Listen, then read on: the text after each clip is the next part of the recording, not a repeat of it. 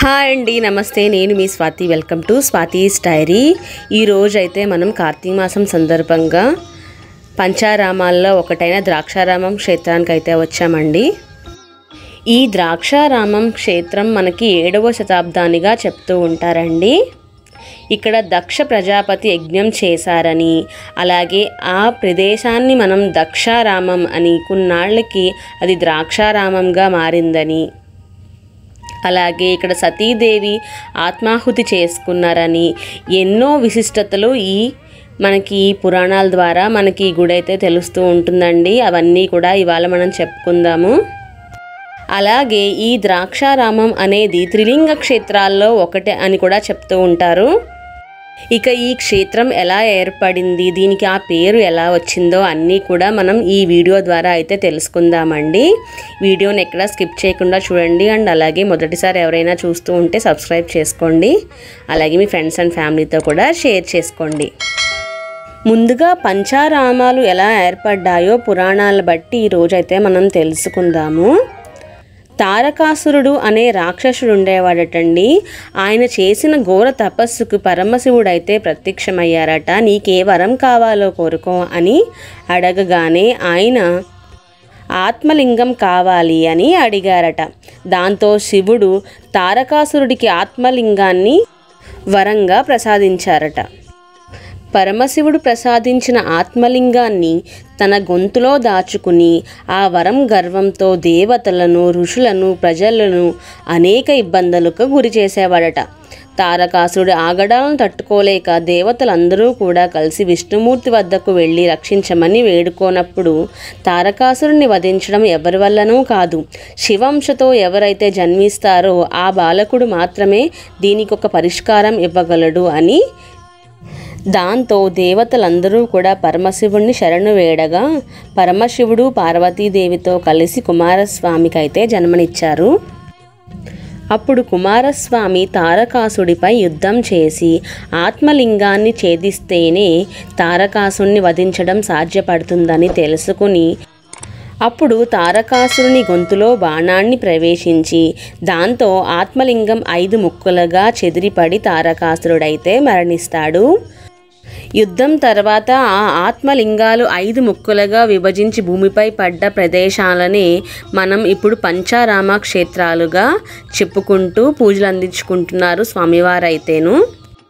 అలాగే అప్పుడు పరిపాలించిన చాణుక్య రాజైన భీముడు ద్రాక్షారామం ఆలయాన్ని నిర్మించడంతో దీన్ని భీమేశ్వర స్వామి ఆలయంగా అయితే పిలుస్తారండి. ఇప్పుడు మనం చూస్తుందైతే లోపల ప్రాంగణం అండి. లోపల మనకి చాలా విశాలంగా ఉంటుంది. అలాగే నిత్యము కూడా అన్నదానం అయితే ఇక్కడ జరుగుతూ ఉంటుంది. అలాగే ఆలయానికి 4 వైపులా కూడా ఎత్తైన మనకి గోపురాలు అయితే ఉంటాయండి. లోపలైతే మనకి స్వామివారు 2 అంతస్తుల్లో మనకైతే దర్శనమిస్తారు.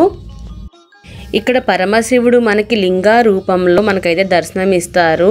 14 అడుగులు ఎత్తైన ఈ లింగాన్ని 2 భాగాలుగా అయితే చూస్తామండి. పైనుంచి అలాగే కింద నుంచి కూడా. కింద నుంచి చూసేది మనకి చీకటి కోణం అని కూడా పిలుస్తారు. ఇక్కడ భీమేశ్వర స్వామి వారు ఆత్మలింగం రూపంలో అష్టాదశ శక్తిపీఠాల్లో ఒకటైన 12వ శక్తిపీఠం మాణిక్యాంబ సమేతంగా భక్తులకైతే మనకి దర్శనమిస్తారు. అసలు ఈ శక్తిపీఠం అనేది ఎలా ఏర్పడ్డాయి, అలాగే పురాణాల బట్టి ఈ శక్తిపీఠం విశిష్టత ఏంటో ఈరోజు మనం అయితే తెలుసుకుందామండి. సతీదేవి తన తండ్రి అయిన దక్ష ప్రజాపతి తలపెట్టిన యాగానికి అయితే తన భర్తను తీసుకుని వెళ్ళాలనుకుని అలాగే భర్తని అయితే కోరిందట. దాంతో భార్య కోరిక మేరకు ఆహ్వానం లేకపోయినప్పటికీ కూడా పరమశివుడు యజ్ఞానికైతే హాజరవుతారు. యజ్ఞానికి వెళ్ళిన పరమశివుణ్ణి దక్ష ప్రజాపతి అయితే అవమానిస్తారండి. భర్తకు జరిగిన అవమానాన్ని సహించలేక సతీదేవి అక్కడే ఆత్మాహుతి చేసుకుంటుందండి. ఆ యజ్ఞంలోకైతే దూకి. దాంతో చాలా కోపమైన ఆగ్రహుడైన పరమశివుడు వీరభద్రుడిని సృష్టించి దక్షుడి యొక్క తలనైతే ఖండిస్తారండి. సతీదేవి లేక ఎంతో బాధపడుతూ కనిపించిన పరమశివుణ్ణి ఓదార్చడానికి విష్ణుమూర్తి అయితే సతీదేవి శరీరాన్ని 18 ఖండాలుగా చేసి ఆ శరీర అవయవాలు పడే దేశంలోనే 18 చోట్ల శక్తిపీఠాలుగా అవతరించినట్లుగా అయితే చెప్తారండి. ఆ 18 భాగాలు పడ్డ ప్రాంతాన్ని మనమైతే ఇప్పుడు శక్తిపీఠాలుగా అయితే పూజిస్తున్నాము. ఇక్కడ మనం చూస్తున్న ఈ గుడి అయితే కాలభైరవ స్వామి వారిదండి. ఇక్కడికి వచ్చి అందరూ కూడా దండం పెట్టుకుని స్వామివారి ఆశీస్సులు అందరూ కూడా పొందాలనుకుంటారు. ఇక సతీదేవి ఆత్మాహుతి చేసుకున్న ఈ ప్రాంతంలోనే పరమశివుడు భీమేశ్వర స్వామిగా అయితే మనకి స్వయంభూగా వెలిసారండి. ఇక ఈ ద్రాక్షారామానికి మరో విశిష్టత కూడా ఉందండి. అదే మనకి ద్రాక్షారామాన్ని దక్షిణ కాశీ అని కూడా అంటారు. దీనికి పురాణాల్లో ఏమని చెప్పుకుంటారు అంటే, కాశీలో వేదవ్యాస మహర్షి తన 300 మంది శిష్యులతో కాశీలో అయితే నివసిస్తూ ఉండేవారట. అక్కడున్న కాశీ విశ్వేశ్వరుడు ఒకనొకప్పుడు ఆయన్ని పరీక్షించదలిచి ఎక్కడా కూడా భిక్షం దొరకకుండా చేశారట. దాంతో వేదవ్యాస మహర్షికి తీవ్రమైన కోపం వచ్చి కాశీని శపిద్దామనుకున్నారట. అది తెలుసుకున్న అన్నపూర్ణాదేవి వేదవ్యాస మహర్షికి అలాగే తన 300 శిష్యులకి కూడా భిక్షం అయితే ఇచ్చారట. వేదవ్యాస మహర్షి కాశీని శపిస్తారని తెలుసుకున్న పరమశివుడికి కోపం వచ్చి వెంటనే వేదవ్యాస మహర్షితో పాటు తనకున్న శిష్యులతోని కూడా కాశీనైతే వదిలి వెళ్ళిపోమని ఆజ్ఞాపించారట.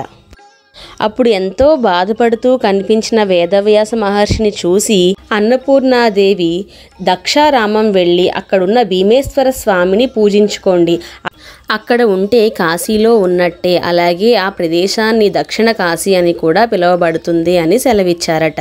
దాంతో వేదవ్యాస మహర్షి తన శిష్యుల్ని తీసుకుని ఈ దక్షారామంలో అయితే నివసిస్తూ ఉండేవారట. దానికి ప్రతీకగానే గుడిలో అయితే ఒక స్తంభం మీద వేదవ్యాస మహర్షి రూపాన్ని చిత్రించి దాని గురించి అయితే రాశారటండి. అవన్నీ కూడా మనకి లోపల ధ్వజస్తంభాల మీద అలాగే గుడిలో అయితే కనిపిస్తూ ఉంటాయండి. అలాగే ఈ లోపల ఉన్న ధ్వజస్తంభాలకి బొడుపులు ఉంటాయి. ఆ బొడుపులు ఎందుకు వచ్చిందంటే, పూర్వకాలంలో గుడి లోపల వెలుతురు లేక ఆ ధ్వజస్తంభాలకి మణిరత్నాలు పొదికి ఆ మణిరత్నాల వెలుగులో మనకి గుడి అయితే దర్శనం ఇచ్చేదట. చాలా మనోహరంగా ఉండేది అప్పట్లో అని చెప్తూ ఉండేవారండి. సో ఈ వీడియో మీకు నచ్చిందనే అనుకుంటున్నాను. కొంచెమైనా మీకు యూజ్ ఉందనిపిస్తే ప్లీజ్ సబ్స్క్రైబ్ చేసుకోండి. అండ్ అలాగే మీ ఫ్రెండ్స్ అండ్ ఫ్యామిలీతో కూడా షేర్ చేయండి. అలాగే లైక్ చేయండి, కామెంట్ చేయడం కూడా మర్చిపోకండి. Thank you friends, bye bye.